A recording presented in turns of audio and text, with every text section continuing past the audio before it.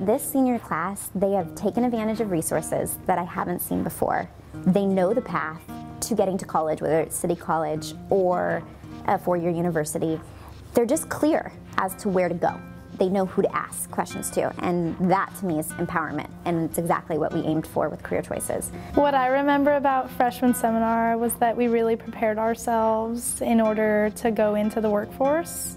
So we talked a lot about colleges and how to get there, and then also how we wanted to plan out our lives in order to make sure that we got what we wanted through our careers. I do remember taking freshman seminar. I remember everyone kind of had thoughts of like, how am I ever going to use this? I'm only a freshman, but now as a senior in retrospect, I'm grateful that I took that class, getting to be familiar with how to finance college, that you do have to begin planning as a freshman for not only college, but beyond that also. My memories of taking freshman seminar it really put a different aspect on my life and how I looked into my future. Instead of looking like, oh, like this looks cool or that looks cool, it really gave me a set goal, what options I have if I keep going on the right path. What I remember about freshman seminar when I took the Career Choices class was being overwhelmed and having too many things that I was really interested in doing. I started off with event planning to nursing to private detective, but looking back on it,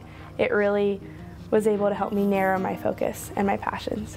The things that I remember when I was in freshman seminar has to be Ms. Hanson lecturing us about behaving in class, but most importantly, it was our budgets and our 10-year plans and what we have to do once we're in college.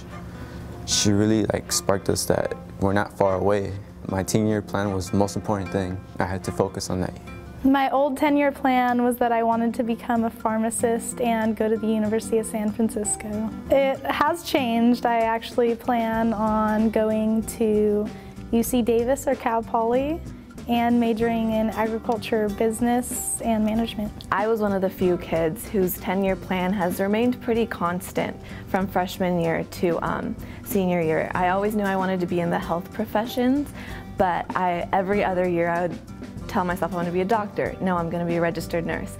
I'm going to be a doctor. And then after going to a summer program at MIT this past summer, I realized I can totally make it to graduate school and I can go all the way and become a doctor. So that's my plan. My career goals and my 10-year plan were, just to become an architect and travel the country, creating mansions around the country, maybe working for TV stars and just reaching for the stars, I guess. My goal for my 10-year plan has definitely changed a little bit since freshman year. I was considering nursing when I was a freshman, and I still am, and that's definitely what I want to go into.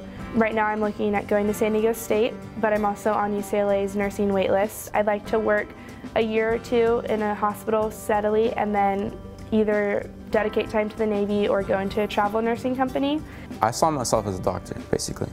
That's what I saw in my 10-year plan. But along the way, I started realizing, do I really want to do this? Do I really want to be the guy in charge of taking care of this patient? Do I really want to tell the family, oh, I'm sorry, she just passed away, bad news or good news, oh, it's a boy or girl, stuff like that. But I still not certain if I really want to continue down that path.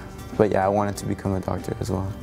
As my students work through their 10-year plan, and the things that I notice as they progress is that they're becoming more mature and they understand the reasons behind things rather than just why things happen. And they've learned so much about themselves and the curriculum and about what they plan for their future that they had no idea when they stepped through the door on the first day. Rather than just planning to get through high school, they see a goal and they see a process and they see the point of education in high school.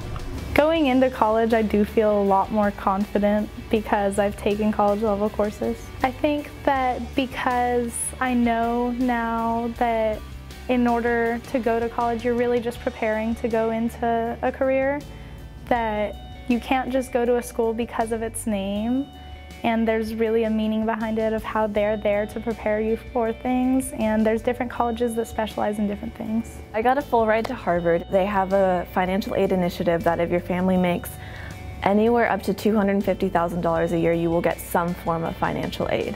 When applying to college this year, I thought of my 10-year plan as far as the career that I wanted to do. I wanted to go to a school that had a really strong science program and that I would have access to labs, and I think in that sense I did think about my 10-year plan when applying. My top picks would be Oregon State, the University of Oregon, and Utah State. I think taking dual enrollment really shows the colleges you've already taken college level courses and that you're ready and like you know how to prepare and how to work, like you have a good work ethic. So I'm in the fence between two schools. One is Colorado Christian University, which offered me a soccer scholarship, and the other school is Westmont College because they were gonna like help me pay for everything mostly. I took 2 dual enrollment classes, and those 2 courses were great because it taught you, you had to abide by the city college rules. So it really like helped me a lot to realize what the college experience will be like in the next few years for me. I know the opportunities will be out there. I'm just waiting for the door to lead me there.